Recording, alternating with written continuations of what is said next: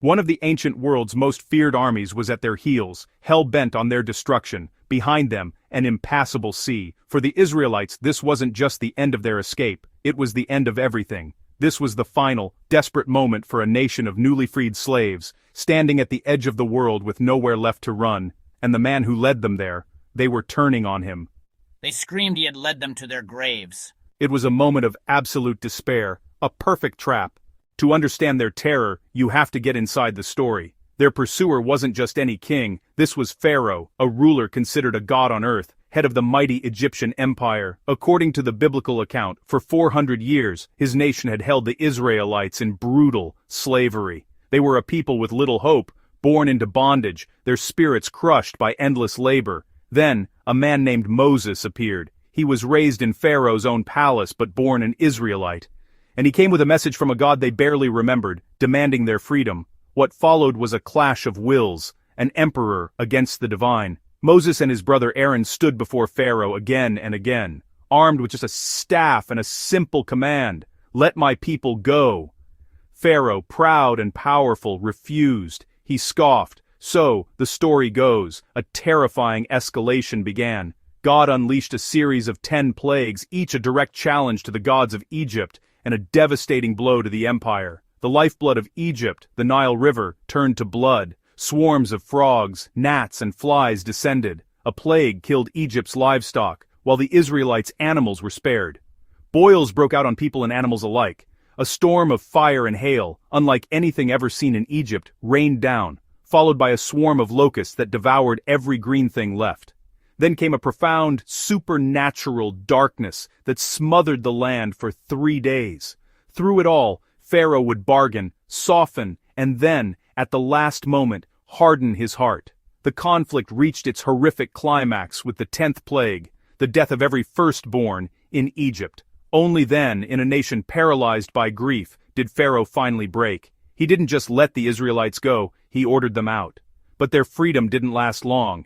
As the Israelites headed into the wilderness, Pharaoh's grief twisted into rage. He regretted losing his massive slave workforce and rallied his army. The Bible says he took 600 of his best chariots, an elite fighting force, and his entire army to pursue them. He cornered them camped by the sea at a place the Bible calls Pi Hahiroth. Pharaoh was convinced they were lost and trapped, an easy target. This is where all hope seemed to die. When the Israelites looked up, they saw it, a cloud of dust on the horizon, growing larger, the glint of sun off bronze armor and the thunder of thousands of chariot wheels. Panic tore through the camp, their fear curdled into bitter accusation, and they turned on Moses. Whatever faith they had in him vanished at the sight of Pharaoh's army. They didn't just doubt him, they ridiculed him. Was it because there were no graves in Egypt that you brought us to the desert to die? Their words were a torrent of mockery.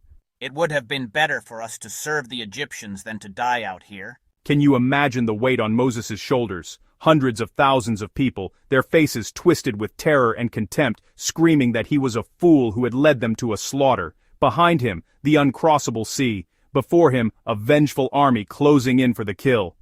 From any human perspective, it was over. The laughter and the mockery were just the prelude to their annihilation. So, what do you do when the world is crashing down? When the people you lead have lost all faith and are openly mocking you? Moses didn't argue. He didn't defend himself. Instead, he turned to the source of his strength. In that moment of crushing pressure, the story tells of a singular, unshakable act of faith. "Do not be afraid," he commanded. "Stand firm and you will see the deliverance the Lord will bring you today. The Egyptians you see today you will never see again. The Lord will fight for you. You need only to be still." Then, God gave the command. It was simple, yet world-changing. "Tell the Israelites to move on," God said to Moses. "Raise your staff and stretch out your hand over the sea to divide the water so that the Israelites can go through the sea on dry ground." As the narrative goes, the pillar of cloud that guided the Israelites moved behind them, creating a divine barrier of darkness for the Egyptians while giving light to the Israelites. Then, as the sounds of war grew louder, Moses stood at the edge of the roaring sea. He ignored the mockery, the fear, and the impossible odds. He did exactly as he was told. He lifted his staff and stretched his hand out over the churning waters. And then, the impossible happened. A powerful east wind began to blow, howling all through the night. It didn't just make waves, it pushed the sea itself, pulling the water back with unnatural force. The seabed, once mud and churning water, became dry ground. The sea itself divided, piling up into two towering liquid walls that defied gravity. A path had been torn through the heart of the sea. For the Israelites, terror gave way to utter astonishment. They were trapped, and now the trap itself had become their escape route. This body of water is called Yam Suf in Hebrew, which can mean Sea of Reeds. While it's famously known as the Red Sea, scholars still debate whether the crossing happened at the Gulf of Suez, the Gulf of Aqaba, or a series of marshy lakes further north.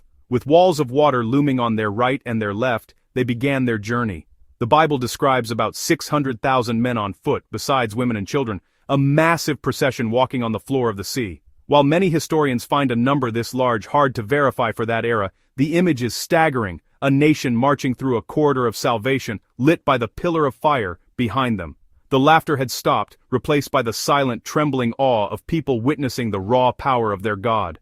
As dawn broke, the Egyptians broke through the darkness and saw their prey escaping. Blinded by arrogance, Pharaoh's army didn't hesitate. They saw the path through the sea not as a miracle to be feared, but as a shortcut to their vengeance. They charged onto the dry seabed, chariots and horsemen thundering in hot pursuit.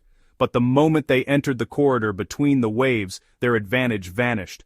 According to the account, God threw them into a state of panic. The wheels of their prized chariots got clogged and stuck, making them nearly impossible to drive. A horrifying realization swept through their ranks. "Let's get away from the Israelites," they shouted. "The Lord is fighting for them against Egypt." But it was too late. With the Israelites safely on the other side, God gave Moses his final command. Stretch out your hand over the sea. Moses obeyed. As he stretched out his hand, the watery walls collapsed inward with violent, unstoppable force, crashing down upon the entire Egyptian army. The chariots, the horsemen, the finest soldiers of the empire, all were engulfed. According to the book of Exodus, the very thing they thought had trapped the Israelites had become their own tomb. Not a single soldier was said to have survived. When the sun rose that morning, the Israelites stood safely on the far shore. They looked back and saw the impassable sea, and along its edge the bodies of the powerful army that had enslaved them. The might of an empire had been broken, swallowed by the waves. In that moment, the Bible says, the people finally understood. The fear, the doubt, the bitter laughter, it was all washed away. They saw the great power the Lord had displayed, and their hearts filled with profound awe. They finally put their faith not just in God, but in his servant Moses. The people led by Moses and his sister Miriam erupted into a song of praise and deliverance that would be remembered for all time. While archaeologists have not found definitive proof of this specific event, and scholars view it as a foundational myth, the story of the sea crossing became a defining moment for the nation of Israel. It's a permanent reminder that even when you're cornered, even when you're faced with ridicule and impossible odds, a way forward can be made where there was none.